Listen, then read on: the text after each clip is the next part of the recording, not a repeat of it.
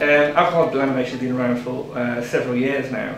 It's actually an old procedure, but it's got new indications for this particular procedure, and that includes diagnostic and therapeutic indications. The most common indication is likely to be recurrent erosion syndrome, and that's where the corneal epithelium, the front layer of the eye, peels off, usually after some traumatic injury, either a fingernail in the eye or a branch in the eye.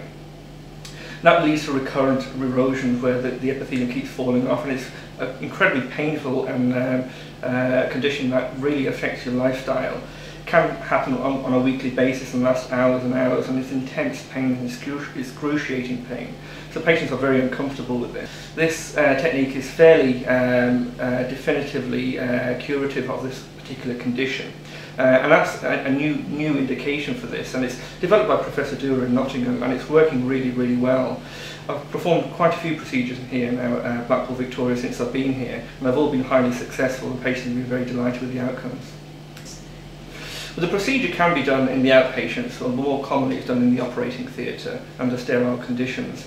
And generally it can be done under local anaesthetic, so patients are generally awake. The younger children are obviously asleep for the operation.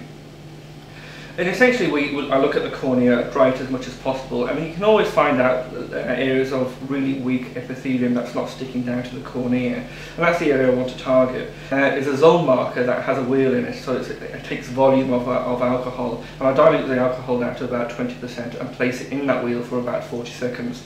After that 40 seconds, I remove the alcohol and dry out the epithelium once again, and then literally just scrape off the epithelium, and it comes off in a really nice clean sheet. After putting the contact lens on the patient and giving them appropriate antibiotics, it takes almost about a week for it to fully heal. Probably leave the contact lens on for a minimum of 2 weeks to ensure that the cells do heal appropriately.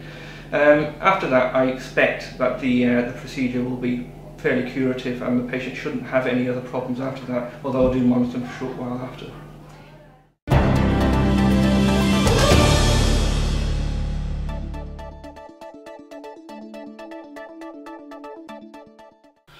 We're involved in managing or fundraising in support of the hospital charity, which raises about £1 million or so each year, and we also manage around 300 plus volunteers who donate their time on a regular basis to support the work of the trust. Yeah, we decided that it would be a good idea to have a working name for the charity, because the registered charity name doesn't really lend itself to website leafleting and other marketing materials. So we've adopted the name of Blue Skies Hospitals Fund instead of the working name of Blackpool Fylde and Wire Hospitals Charitable Fund. So the whole idea about Blue Skies is to have something that fits in with the local area, the tourism nature of the Fylde coast, the so-called microclimate, and also when we went out to speak to people who made donations in support of the charity, especially those people who've been former patients, they really liked the idea of Blue Skies, because they said that the role of the charity should be helping to get people from ill health to good health, so from the grey skies to the blue skies, so it fits in really, really well.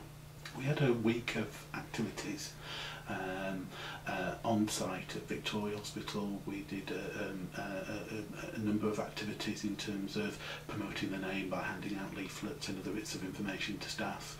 We also went on a tour around our other hospital sites on an open-top bus, which was great fun. So we visited all the hospital sites from Fleetwood in the north to Wesham in the south.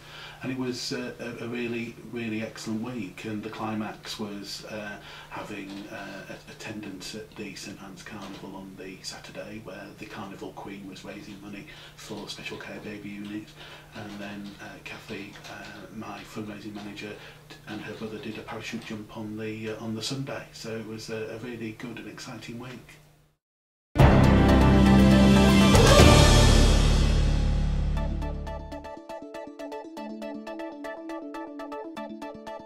Today we've done a big clean-up of the site. Staff from all areas have volunteered to take part. We're really, really pleased that they've been able to come and help us. It's to complement the new signage that's gone up across the site. We want to make sure that the message is getting out to people that it is a smoke-free site and they can't smoke whilst they're here within our hospital trust. So I just want to say a really big thank you to all the staff that have taken part. The main message to patients, visitors and staff is that we are a smoke-free site and they won't be able to smoke whilst on our grounds. That includes doorways, car parks and grounds around the site. It's important that we get the message out to everybody that's visiting the hospital that it is smoke-free, and we're getting that message out to people that they can't smoke whilst in the hospital. Well, this campaign came about because we realised that it was very difficult for staff to tell people not to smoke because they quite simply didn't know they weren't allowed to smoke. So the signage is very important. It allows staff and anybody else to say to someone, excuse me, but did you not know that you can't smoke on this site? And the reason that we don't want smoking on this site, I think most people know by now, is that we want to denormalise smoking. Smoking isn't something normal to do. It's a minority activity. It affects everybody. The litter it generates on this site is absolutely unbelievable, apart from all the pain and suffering that goes on inside the hospital as a result of the smoking. And we simply must do everything that we possibly can to try and reduce the amount of smoking in Blackpool overall, but particularly on the hospital site.